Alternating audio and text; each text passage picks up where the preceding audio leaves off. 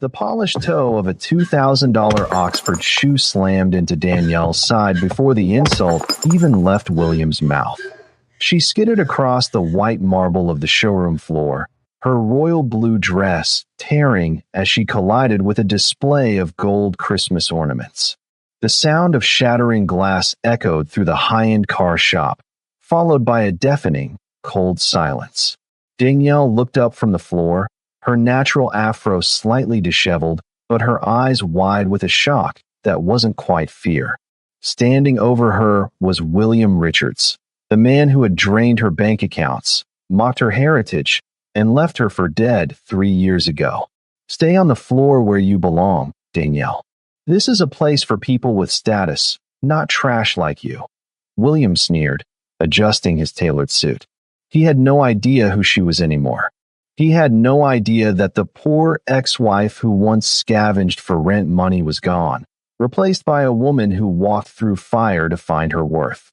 William had no idea about the custom-carved jade ring tucked inside her clutch, the armored penthouse she had woken up in that morning, or the influence she now wielded. And he definitely had no idea about the man she was currently supposed to be meeting for lunch, the man whose elite security team was already closing off the showroom's glass exits. Baek Jia, her husband, the most feared syndicate leader in the country. Before we dive deeper into this story of love, revenge, and redemption, I want to wish you all a blessed and happy New Year celebration. May your holidays be filled with love, joy, and beautiful moments with those who matter most. Now, do me a favor by subscribing to the channel now and turn on notifications. Your support means the world to me. Now, let's get into this dramatic journey. As Danielle's hand reached into her bag to silence the vibrating phone, the caller ID simply reading "My King," she saw the first flicker of confusion on William's face. He thought he was clearing out a nuisance. He didn't realize that in exactly 6 minutes, when Jia's black SUV screeched onto the curb, William's entire world was going to be systematically erased. He still thought he was the most powerful man in the room. That was his final mistake. The golden light of a soul sunrise spilled across the silk sheets of the master suite, but Danielle was already awake, standing before the floor-to-ceiling mirror of the walk-in closet. Today marked their second wedding anniversary, a day that felt like a miracle every time she checked the calendar. On the velvet ottoman behind her lay a fitted royal blue dress, its fabric shimmering like the deep ocean. It was a gift from Jia, hand-delivered by his personal tailor with a note that simply read, "For the woman who brought color back to my world." As Danielle stepped into the dress, the cool silk glided over her skin, hugging her curves in a way that felt like an embrace. She reached up to fluff her voluminous natural afro, ensuring every coil was perfectly in place. She looked elegant, expensive, and undeniably powerful. Yet, as she reached for her jewelry, her fingers trembled just slightly. The royal blue was a bold choice, a sharp contrast to the muted tone she used to wear when she was trying to be invisible, trying to be less so that William wouldn't notice her. Despite the luxury that now defined her life, the sprawling penthouse, the limitless black cards, and the protection of the most feared man in the city, the old Danielle still lived in the shadows of her mind. That Danielle still remembered the sound of William's laughter when he told her she was unmarketable and gutter-born. She remembered the feeling of being invisible in rooms filled with people who looked like the one she was about to encounter today at the showroom. She was going there to surprise Jia, to pick out a car together as an anniversary tradition, but the thought of high-end sales associates looking through her still made her stomach do a nervous flip. "You're overthinking again," a deep, resonant voice rumbled from the doorway. Danielle turned to see Jia leaning against the frame. He was already dressed in a charcoal black suit, his shirt slightly open at the collar to reveal the dark ink of a dragon's tail coiling up his neck. His eyes, usually cold enough to freeze his enemies in their tracks, softened instantly when they landed on her. He walked toward her, his presence commanding yet gentle, his footsteps silent on the plush carpet. I just wanted A to be perfect, she whispered, stepping toward him. Your world, it's still so loud sometimes, Gia. I don't want to embarrass you. I don't want people to look at me and see someone who doesn't belong. Gia reached out, his tattooed hand cupping her cheek with a tenderness that few would believe he was capable of. He tilted her head up until her eyes met his. You are the only thing in my world that makes sense, Danielle. You don't visit my world, you own it. If anyone looks at you with anything less than absolute respect, they aren't looking at my wife. They're looking at their own funeral. He leaned down, pressing a lingering kiss to her forehead before sliding a custom-carved jade ring onto her finger.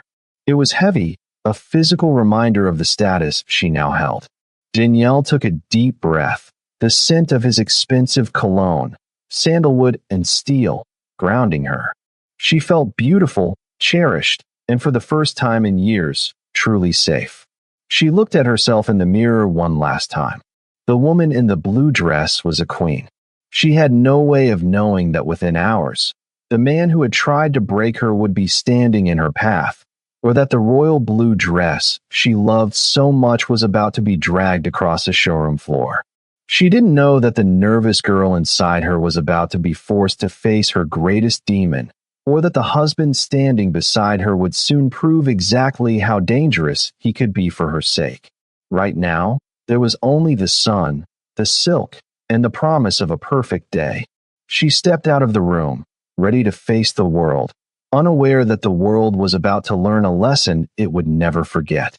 The scent of expensive leather and floor wax filled the air as Danielle pushed through the heavy glass doors of the showroom.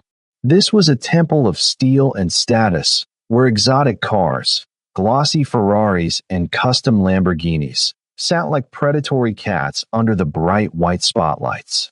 Chrome surfaces reflected the festive gold decorations hanging from the ceiling, and the atmosphere hummed with the quiet, understated sound of extreme wealth. Danielle adjusted the strap of her clutch, feeling the weight of the jade ring against her palm. She was only there to wait for Jia's motorcade to arrive for their anniversary lunch date, but as she stepped further into the hall, the air in her lungs suddenly turned to ice. Across the room, standing beside a sleek, silver McLaren, was a man she hadn't seen in 3 years. William Richards looked exactly as he did the day he drained her bank accounts and discarded her, impeccably groomed, wearing a suit that cost a small fortune and radiating an aura of suffocating self-importance. He was mid-sentence, laughing at a joke made by a wealthy-looking couple, his hands gesturing expansively as he pitched the vehicle's specs. He was a high-level executive here now, the king of his own small, shallow hill.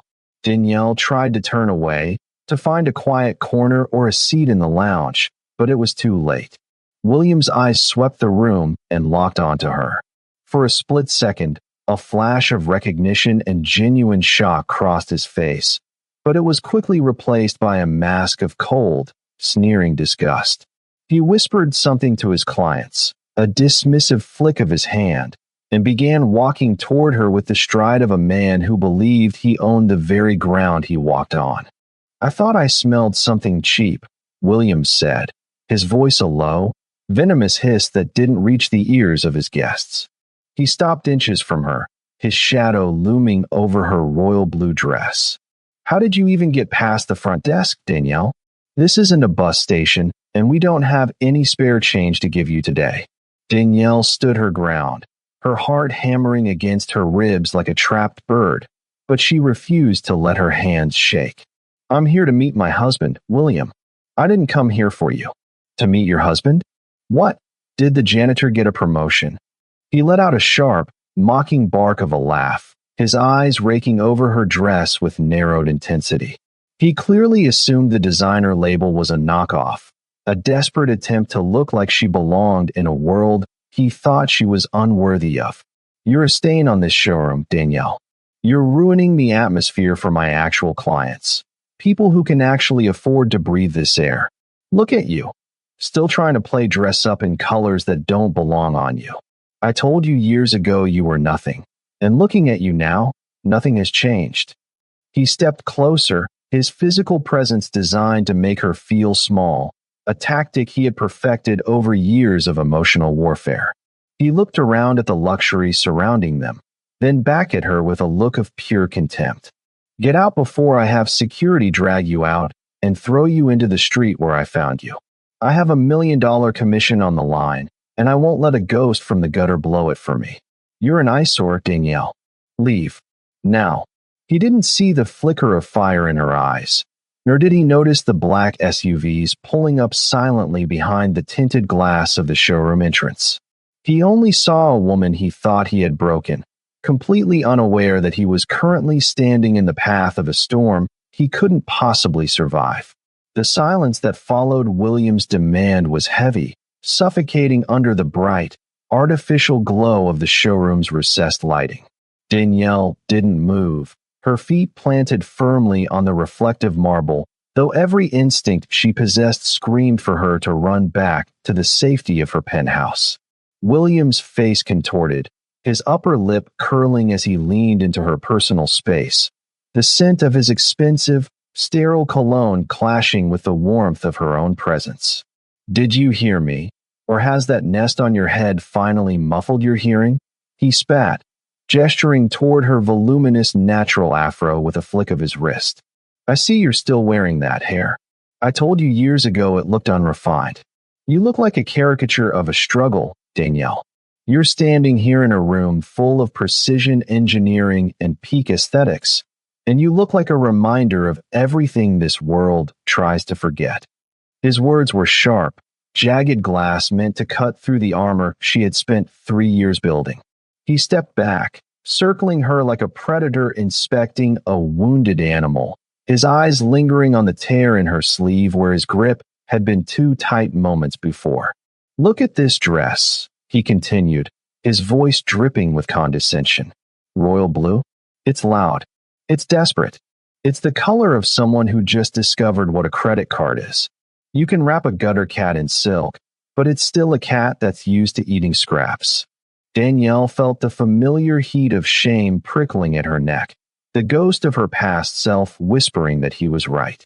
But then she felt the weight of the jade ring on her finger, the symbol of a man who looked at her and saw a masterpiece, not a project.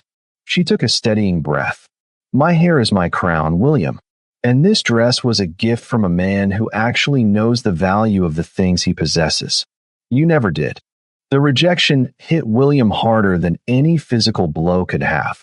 His ego, inflated by his high-status job and his wealthy clientele, bruised instantly. To be spoken back to by the woman he had crushed under his heel was an insult he couldn't tolerate. He saw his wealthy clients glancing over, their brows furrowed in curiosity, and the fear of losing his perfect professional image turned his simmering anger into a flash of white-hot rage. You think you're special because you found some bottom-tier thug to buy you a few trinkets? William hissed, his voice cracking with the strain of keeping his volume down. You are nothing but a charity case. You were a mistake I made when I was young and foolish, and I won't let you ruin my life twice. He didn't see the black-suited men stepping out of the SUVs outside, their movements synchronized and lethal. He didn't see the way the showroom's manager suddenly went pale, dropping his clipboard as he recognized the man leading the group. William only saw the woman who dared to stand tall in his presence. I said, "Get out." The escalation was instantaneous. William's hand shot out, grabbing Danielle's shoulder and spinning her around toward the exit. When she tried to pull away, his frustration boiled over. In an act of pure, entitled cruelty, he pulled back his foot and delivered a sharp, calculated kick to her side. The force of the blow sent Danielle stumbling. Her heels lost their grip on the polished marble, and she went down hard. She collided with a designer display stand, sending gold Christmas ornaments scattering and shattering across the floor like tiny, festive explosions. As she lay there, the cold stone pressing against her skin and the sting of the impact radiating through her ribs, Danielle didn't cry. She braced herself against the floor, her eyes narrowing as she looked past William toward the glass doors. The shadow of the dragon had arrived. William stood over her, his chest heaving, a triumphant, ugly smile playing on his lips, completely unaware that he had just invited a monster into his sanctuary. The air in the showroom didn't just grow cold. It turned absolute zero, a predatory stillness that seemed to freeze the very light reflecting off the chrome of the exotic cars. William was still standing over Danielle, his face flushed with the ugly adrenaline of his own cruelty, a jagged laugh starting to form in his throat. But the sound died before it could leave his lips. The heavy glass doors of the showroom didn't just open. They were held wide with a terrifying, synchronized precision by two men whose presence felt like a physical weight against the chest. For men moved into the space. They didn't run, and they didn't shout. They moved with the rhythmic, haunting certainty of a funeral procession. They were draped in charcoal black suits that seemed to swallow the glare of the overhead spotlights, their physiques broad and athletic, vibrating with a disciplined, lethal energy. Two of them split off immediately, their polished shoes clicking with haunting rhythm against the marble as they moved toward the rear exits, effectively sealing the room. They didn't look at the cars, and they didn't look at the terrified socialites clutching their champagne flutes. Their eyes were fixed forward, unblinking and professional. In the center of the formation stood the man with the dragon coiling up his neck. His tattoos, dark and intricate, peeked out from his collar and cuffs like a warning written in ink. He didn't look like a businessman, and he didn't look like a celebrity. He looked like the personification of a consequence.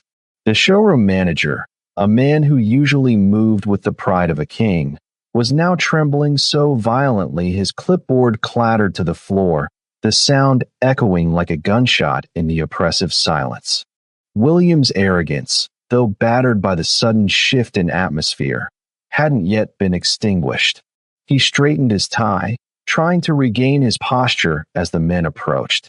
"Look, I don't know who you are, but we're in the middle of a private showing," William blustered, his voice an octave higher than it had been seconds ago.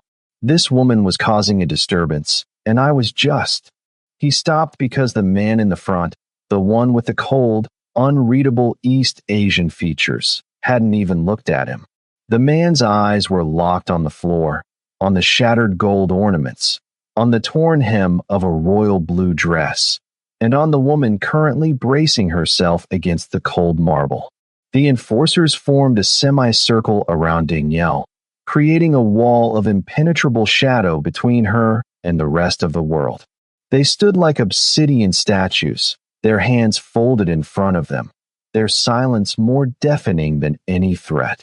The wealthy clients who had been watching with detached amusement moments ago were now backing away, sensing that the air in the room had become combustible. William felt a bead of sweat roll down his temple. He looked at the exits, but the men stationed there were as immovable as mountains. He looked back at Danielle, who was slowly pushing herself up from the floor, her expression shifting from disorientation to a terrifying, quiet clarity. She wasn't looking at William anymore. She was looking at the entrance, her eyes reflecting the arrival of the storm. The shadow of the dragon had fallen over the showroom, and for William Richards, the sun had just set for the last time. The heavy glass doors hissed shut, sealing the showroom like a tomb. Through the parted ranks of the enforcers, a final figure emerged from the winter haze outside. Baek Jia didn't enter the room so much as he reclaimed it. He moved with a predatory grace, his footsteps silent on the marble that had just echoed with the violence of Danielle's fall.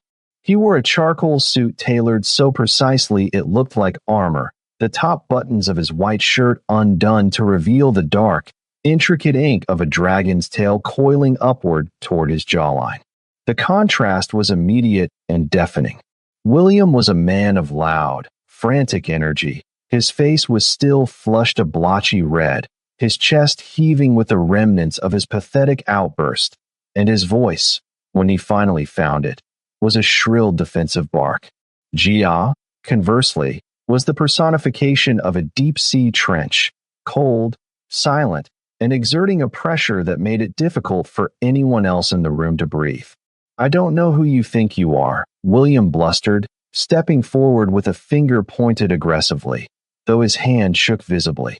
"But I am the senior executive here, and I've already called security. This woman is a trespasser, a lowlife, and I had every right to." Jia didn't interrupt him with words.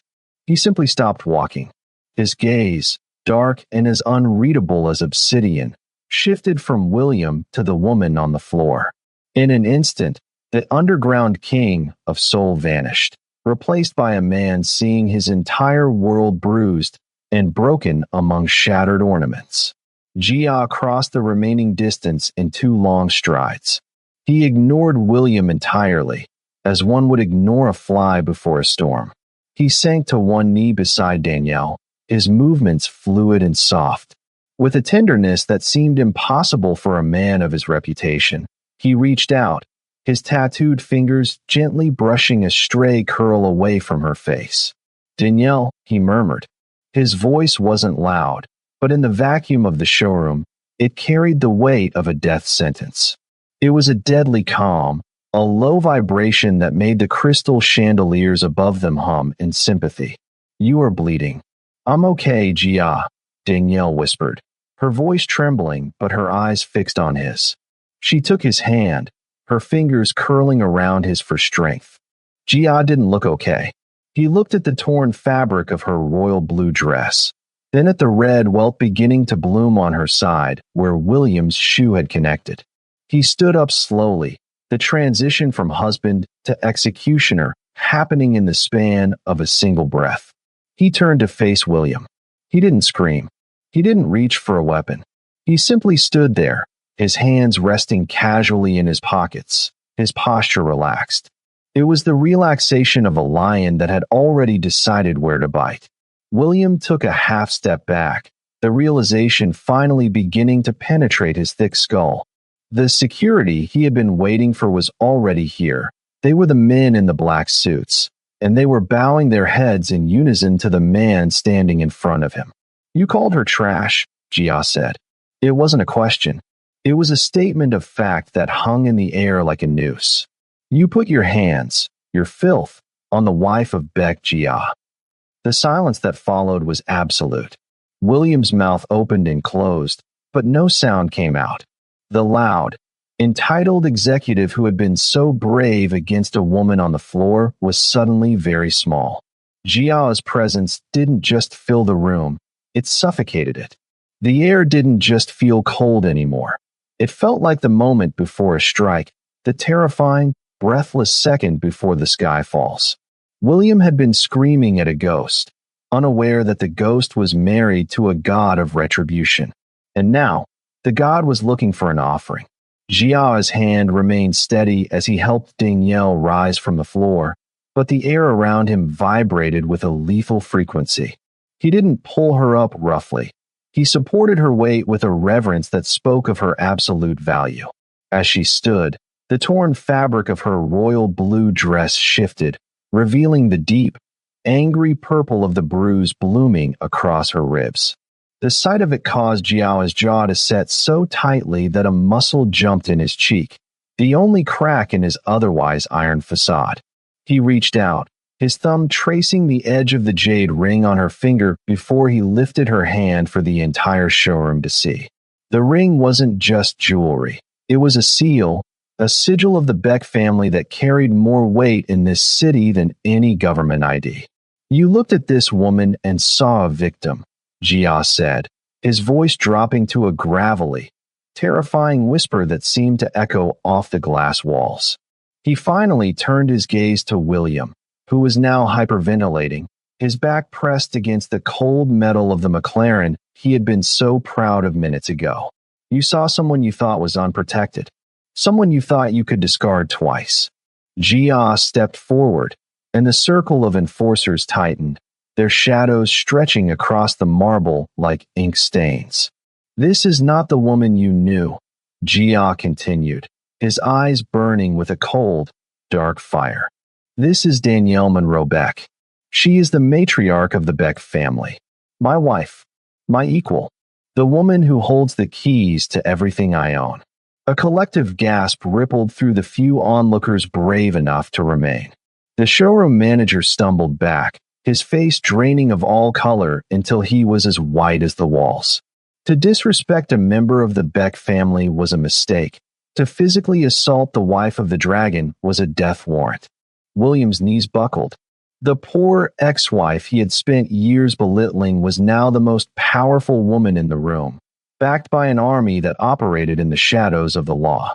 He looked at Danielle, searching for the broken girl who used to beg for his affection, but all he found was a queen whose eyes held no mercy, only the reflected strength of the man standing beside her. The ring she wears carries the blood and the history of my lineage, Jia stated, his hand resting on the small of Danielle's back, staking his claim. Every person in this room who watched him strike her and did nothing has already failed. But you, William. Jia leaned in, his face inches from William's terrified mask. You are going to learn exactly what happens when you try to break something that belongs to me. Danielle stood tall, her hand resting over the bruise on her side. The pain was still there, but the shame was gone. She watched as William's world, the status he had built on the backs of the women he'd hurt, began to crumble. He wasn't just looking at his ex-wife anymore. He was looking at the woman who had become his judge, jury, and executioner. The weight of the ring was finally being felt, and it was crushing him. Jia didn't move a muscle, yet the air in the showroom felt as though it were being sucked into a vacuum. At a slight tilt of his head, the enforcer to his right, a man with a jagged scar running beneath his jaw, stepped forward. He wasn't carrying a weapon. He was carrying a sleek, silver tablet. With a clinical precision that felt like a surgical strike, the man tapped the screen, and the high-definition monitors mounted around the showroom, usually reserved for loops of exotic cars racing through the Alps, flickered and changed. The audit of sins had begun. William's breath hitched as his own face appeared on the screens, followed by a rapid-fire cascade of bank statements, wire transfers, and forged signatures from 3 years ago. The room watched in a haunting silence as the digital paper trail exposed the truth. William Richards hadn't just left Danielle. He had systematically bled her dry. The screen showed the final $17 balance in her account, the eviction notice he had facilitated, and the offshore account where he had hidden the life savings he stole from her to fund his first executive suit. You built your new life on the bones of her sacrifice, Jia said, his voice a low, melodic vibration of pure menace. He didn't look at the screens. He kept his eyes on William's crumbling expression. You thought the past was buried because you deleted the emails. But my men don't just find emails, William. They find the truth. Jia took a slow step toward him, the clicking of his shoes sounding like the ticking of a countdown clock. While you were kicking my wife for ruining the atmosphere of this showroom, my team was busy. As of 3 minutes ago, the board of directors for this dealership received a full dossier of your embezzlement and the harassment lawsuits you paid to settle at your last firm. William's phone began to vibrate violently in his pocket, then his watch, then the tablet on the sales desk nearby. That will be your termination notice, Jia continued, his tone conversational, as if he were discussing the weather, followed by a freeze on your assets. You see, the bank you use. I own the majority share of their holding company. By the time you walk out those doors, if I let you walk out, you won't have enough credit to buy a cup of coffee, let alone a McLaren. The wealthy couple William had been courting earlier backed away as if he were radioactive. The socialites whispered behind their hands, their eyes filled with the same contempt William had directed at Danielle moments ago. The hunter had become the prey, stripped of his camouflage and exposed for the parasite he was.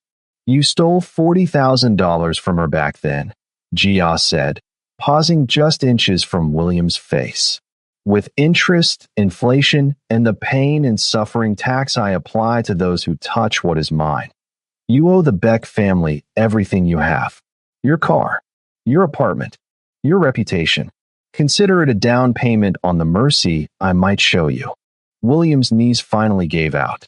He slid down the side of the silver car, his hands trembling as he stared at the screens that documented his moral bankruptcy. He looked at Danielle, his mouth opening to beg, but the words died in his throat. She wasn't the broken girl he could manipulate anymore. She stood beside Jia, her posture as straight as a blade, watching the systematic destruction of his life with a calm, resolute silence. Jia reached out and plucked the high-end watch from William's wrist, tossing it carelessly to the floor where it shattered next to the gold Christmas ornaments. "The audit is complete," Jia whispered, "and you are insolvent." The polished marble of the showroom floor, which William had once paced with the arrogance of a conqueror, now felt like an altar of his own sacrifice. He was on his knees, his hands pressed against the cold stone, mere inches from where Danielle had skidded after his kick. The irony was a physical weight, pressing the air from his lungs.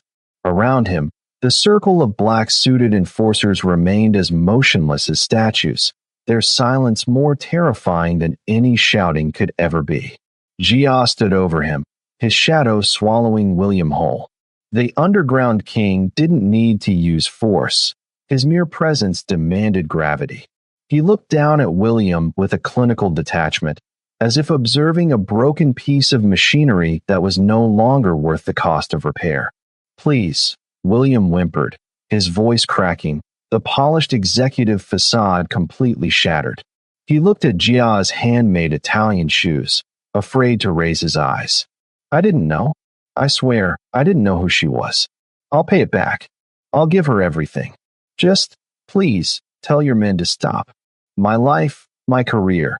Your life ended the moment your shoe touched her dress," Jia replied, his voice a low, melodic threat. "You aren't begging for mercy because you're sorry. You're begging because you're afraid. You're begging because for the first time in your pathetic existence, you've encountered a power that doesn't care about your titles or your lies." Jia stepped aside, clearing the path between the predator and the prey. He looked at Danielle, a silent invitation in his eyes. He wasn't going to finish this for her. He was giving her the floor she had been kicked across. Danielle stepped forward. Her ribs throbbed with every breath, a sharp reminder of the violence she had just endured, but her gait was steady. She stopped in front of William, looking down at the man who had once been the architect of her nightmares. Up close, he looked small. He looked fragile. He looked like the coward he had always been. William reached out, his fingers trembling as he tried to grab the hem of her royal blue dress, the same dress he had called as stain minutes ago.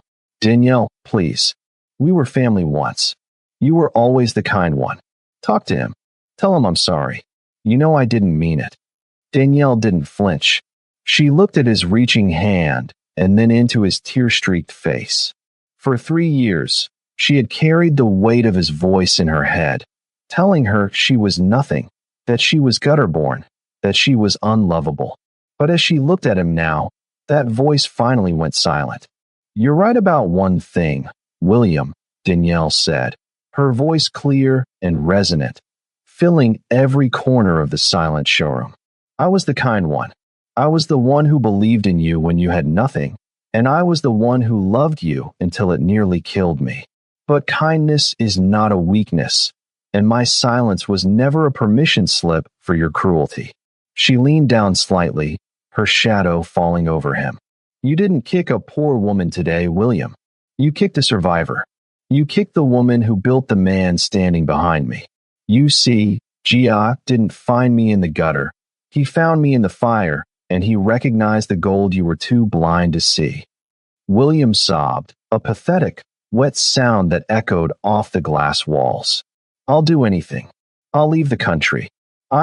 You'll do exactly what you told me to do 3 years ago," Danielle interrupted, her eyes as hard as the jade on her finger. "You'll stay down where you belong. You spent years trying to make me feel small so you could feel tall. Now look at us. I'm standing, and you're exactly where you always wanted me to be." She turned her back on him, the silk of her dress swishing against the marble. The final verbal blow didn't just break William's spirit, it erased his hold over her. She walked back to Jia's side, her head held high, the natural crown of her hair catching the light. She had found her voice on the very floor where he had tried to silence her, and in doing so, she had finally set herself free. William remained on the floor, a broken man in a broken world, surrounded by the gold shards of a Christmas he would never get to celebrate. Jia reached out, his hand sliding firmly around Danielle's waist as he pulled her into the protective warmth of his side. He didn't spare a final glance at the broken man sobbing on the floor. William Richards was already a ghost, a name being erased from every database and ledger in the city. The enforcers stepped back in a synchronized wave, clearing a path that led directly to the center of the showroom, where a custom-built, midnight black Bugatti sat beneath a halo of spotlights.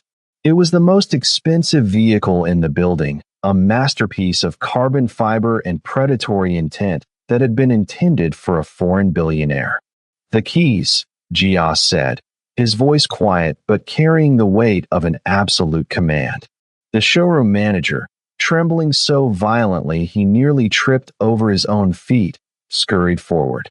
He held out the leather-bound key fob as if offering a heart to a dark god. Jia took them without a word and handed them to Danielle.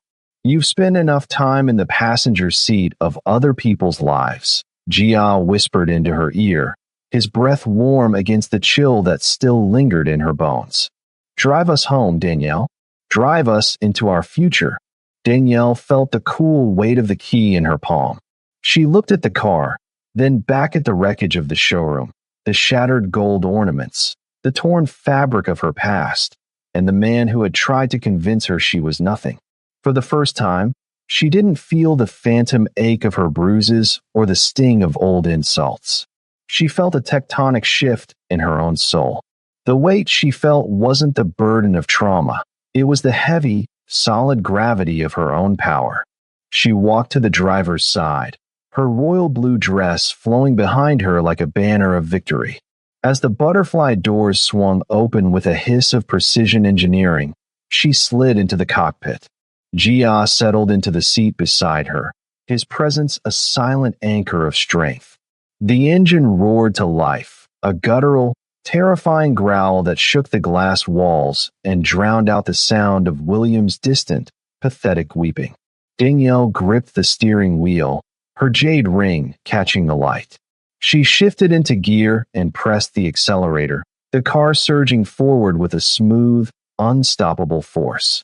As they burst through the wide doors and onto the streets of Seoul, the cold winter air whipped past, but Danielle didn't feel the chill.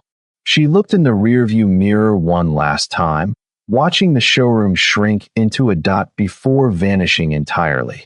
The city lights began to blur into streaks of neon gold and silver, a glittering kingdom that finally felt like it belonged to her.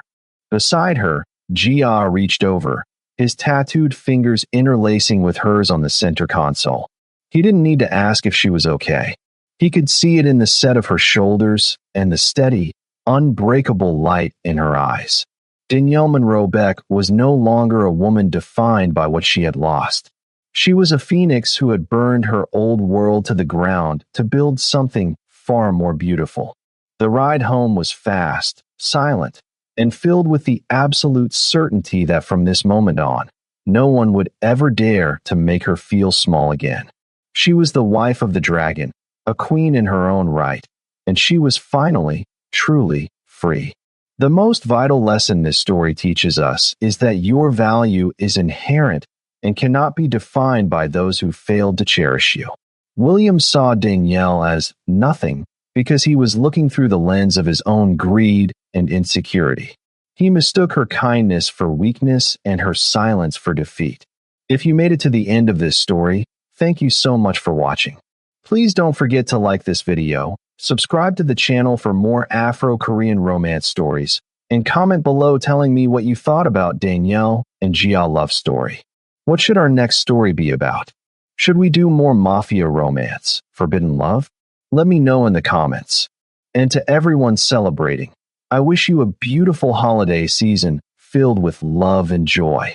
Until next time, keep believing in second chances and the power of love to heal all wounds. See you in the next video.